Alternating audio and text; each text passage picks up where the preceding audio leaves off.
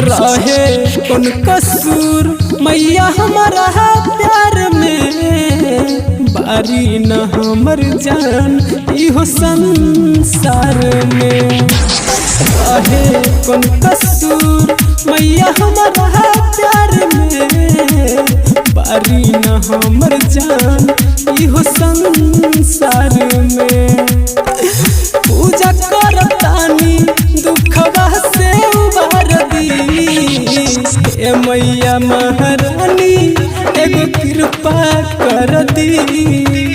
अपने तिरसुल से मोर परनवा निकाल दी ए दुर्गा महारानी एगो कृपा कर दी।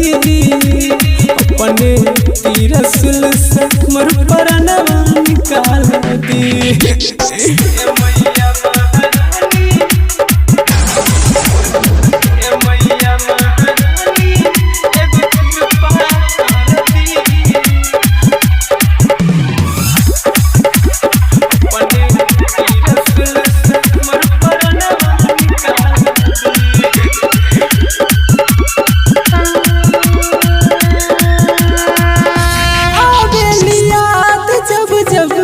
आवे नवरात है दर्शन करत रहनी तोहर एक साथ है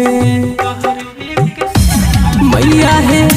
आवे याद जब जब आवे नवरात है दर्शन करत रहनी तोहर एक साथ है। दिहलो आशीर्वाद जवन वापस करली ए मैया महारानी एगो कृपा कर दी।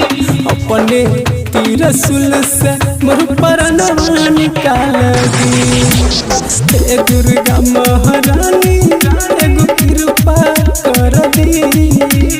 बारी सजा जान हमरो ही भेज दी।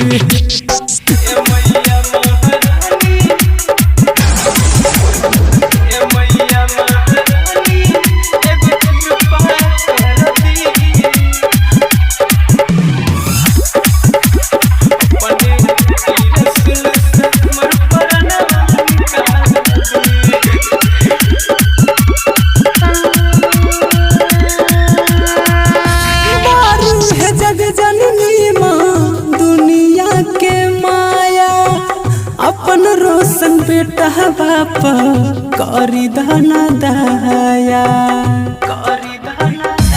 मैया है। बारू है जग जननी माँ दुनिया के माया। अपन दीपक बेटा बापा करी दाना दया। रक्त पीला हमर बकी बिनती सुनली शेरा वाली माई एगो कृपा कर दी। अपने तिरसुल से मोर परनवा निकाल दी ए मैया महारानी एगो कृपा कर दी। अपने तलवार से